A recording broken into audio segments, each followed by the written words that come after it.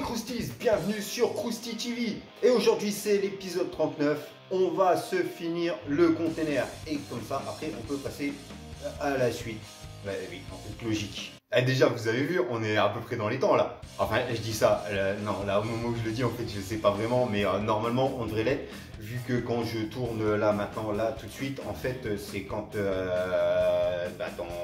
dans une heure d'ailleurs, sort l'épisode d'avant, le précédent, le 38, celui du retour du comeback. Yeah. Ok, ça c'était nul. Enfin, bref, vous avez compris l'idée. Donc normalement, ça fait qu'on devrait être dans les temps. Même si au final, il n'y a pas d'être dans les temps ou pas, vu que je m'engage à rien et que je fais ce que je veux. Mais ouais, voilà, bref, je vous aurais pas trop fait galérer. Alors ce qu'on va faire, c'est qu'on va tout de suite enchaîner avec le tuto. Et à commencer par le matériel. Donc les gars, le matos, aujourd'hui comme je l'ai dit la dernière fois, on va faire de la corrosion. Et pour la corrosion, on va utiliser donc des pigments. Non, pas des pygmées, ça c'est autre chose. Et puis enfin on n'a pas le droit d'utiliser du matériel. Non, c'est pas très bien. Non. Donc tu reposes ce petit bonhomme là et tu vas prendre des pigments. Bon. Voilà. Avec ça, donc de l'essence de térébenthine. Et je vois déjà ceux qui vont demander où est-ce que je trouve de l'essence de térébenthine? Eh ben de l'essence de térébenthine, t'en trouves dans des magasins de loisirs créatifs, type Cultura, sans vouloir leur faire de pub, quoique les mecs, hein, si vous voulez nous sponsoriser, nous on est d'accord. Et c'est un autre sujet. Voilà, et sinon de la peinture avec l'aéro, parce que là on va peindre tout à l'aéro. Donc nos pigments, on va commencer donc par les mélanger avec l'essence de térébenthine. Donc tu prends une petite palette là comme j'ai, ou peu importe ce que tu veux, un petit récipient, bref, un truc qui va te permettre de faire ton mélange. Tu mets du pigment. Tu mets un peu d'essence de térébenthine, tu mélanges le tout jusqu'à obtenir une sorte de pâte. Donc pas trop épaisse mais pas liquide non plus.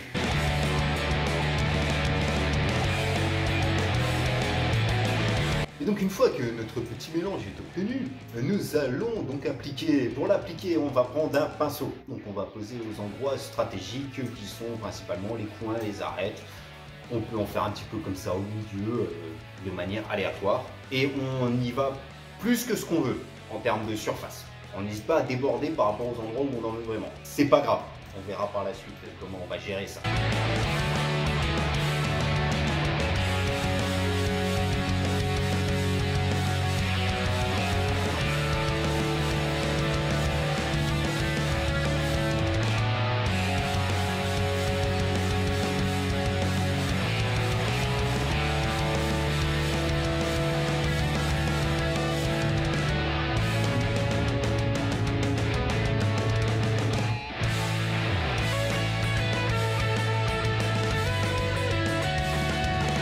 Donc là, on enchaîne avec de la peinture, donc de la peinture rouille, rust. En anglais, c'est le... Voilà, je sais, je suis bilingue. Yeah, motherfucker.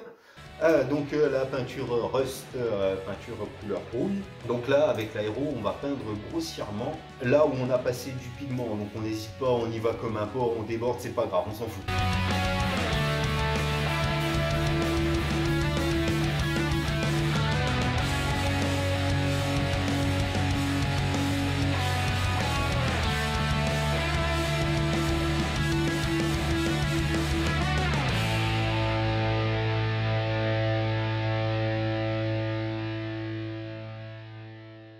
Maintenant, on va venir avec une couleur un peu plus claire, donc du light rust, donc du rouilleux mais clair. Et là, on va repeindre là où on a peint, mais un peu plus au centre, histoire d'éclaircir en allant vers le centre des zones de rouille. Donc là, on y va un peu moins comme un porc, avec un peu plus de précision.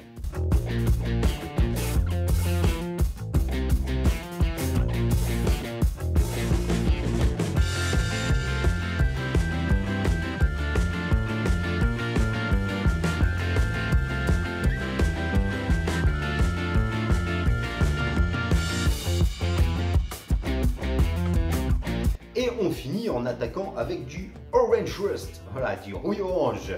Donc c'est là le rouille le plus clair. Et même principe qu'avant, donc plus vers le centre et avec plus de précision. Donc l'idée c'est bien marquer la chronologie de la corrosion. Bah, sinon c'est de mauvais goût, mais vous savez qu'un roux ne vieillit pas. Il rouille. Ok, désolé. On vient de perdre tous les roues des abonnés. Mais c'est pas grave, la roue tourne. Bisous, on vous aime, faut pas se vexer, c'est pour rigoler. Donc le masquage qui n'a rien à voir avec le bal masqué Ohé, non du tout. Donc ici avec de l'adhésif de masquage, oui j'en ai pas parlé dans le matériel, mais à un moment ça c'est des trucs que vous avez systématiquement sous la main quand vous faites du diorama. Depuis le temps qu'on bosse ensemble, vous savez qu'on utilise assez régulièrement. Donc là on va masquer nos petits points de rouille en découpant des petits bouts d'adhésif, donc à l'arrache pour avoir des bords irréguliers qui nous donneront un rendu un peu plus naturel. Donc on ne va pas forcément recouvrir tout partout où on a peint parce qu'on a peint grossièrement et à l'arrache, mais vraiment aux endroits où on veut bien laisser la corrosion apparente. Ah ouais, c'est long, c'est chiant, mais comme vous commencez à le savoir, beaucoup de choses dans le bio. C'est comme ça. Donc faut le faire. Ne jamais céder à la facilité. C'est moi qui dis ça. Bref.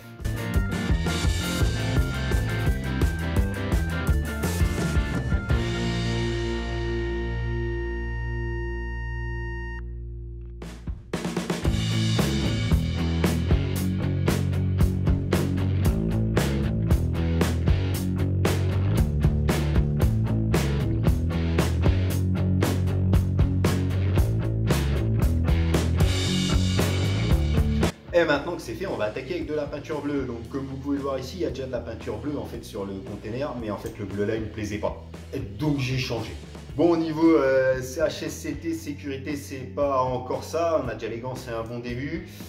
Mais voilà, un masque et puis un système de ventilation, ou en tout cas une pièce bien aérée, c'est quand même beaucoup mieux pour votre sécurité et surtout celle de vos poumons. Car comme vous pouvez le constater sur le brouillard assez épais qu'il y a sur les images que vous voyez en ce moment même. Voilà, Badass Workshop, tu vois, et je progresse. Hein. Quand c'est sec, vient le moment du retirage du masquage. Oui, je sais, on dit retrait, mais retirage du masquage, et ben moi je trouve que c'est un peu plus cool parce que ça fait plein de trucs en H. Et puis c'est comme le cailloutage, je sais pas, j'ai pas d'autre idée en tête, le branlage, non ça c'est autre chose, pardon. Bref, faites pas chier. Alors on retire tout, donc encore un truc bien chiant. Voilà, scalpel, pince à épiler, bref, tu te démerdes avec ce que tu peux, mais tu retires tout, c'est... Voilà. Les détails, qu'est-ce que les détails? Eh bien sur les côtés du conteneur, on va mettre un logo ici, le logo Damashi. Non pas que je vois un culte à Damashi, que j'ai une passion particulière pour Damashi, je regarde ce qu'ils font, hein, attention, mais parce que ce conteneur a été fait pour Damashi, elle sera donc, normalement en principe, sauf s'il tombe dans l'oubli, mais visible sur leur stand dans différentes conventions. Bref, là n'est pas le débat, donc le logo Damashi, tu mets le logo que tu veux ou tu mets pas le logo du tout d'ailleurs. Bref, masqué, j'ai peint en blanc. Voilà. Et ensuite avec une peinture de type métallique et après masquage également, nous allons peindre le système de fermeture. Donc ces tiges qui ne sont pas couleur conteneur mais plutôt couleur métal. Donc voilà, tout simplement. Donc je vous ai épargné le masquage des détails parce que je vous assure que c'était long et chiant, surtout sur la face des portes, c'était vraiment galère.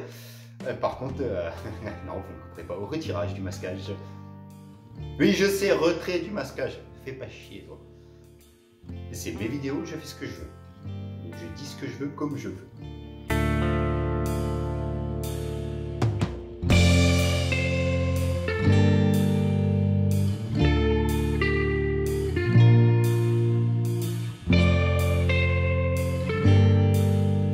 Et donc voilà, on a fini pour le container.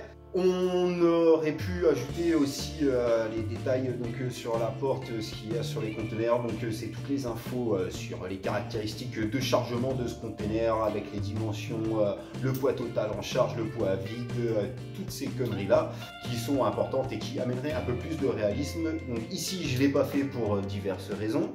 Mais ça, pour le faire proprement, c'est une technique qu'on pourra voir plus tard dans un prochain tuto. Je sais pas quand, mais je pense qu'on le verra un jour parce que c'est intéressant. Et puis encore une fois, de toute façon, si j'ai envie de le faire, je le fais, même si ça vous intéresse pas, je fais ce que je veux. Ouais, voilà. Donc au prochain épisode, on va se livrer du lait. Si vous avez bien regardé jusqu'à la fin la dernière fois, peut-être que certains auront compris où on va. Et pour les autres, bref, on s'en fout, vous verrez bien au moment voulu. Et donc sinon, comme d'hab, vous pouvez nous soutenir sur Tipeee et Utip. Nous suivre sur les réseaux sociaux, Facebook, Twitter et Instagram. Comme d'hab, tu connais la chanson.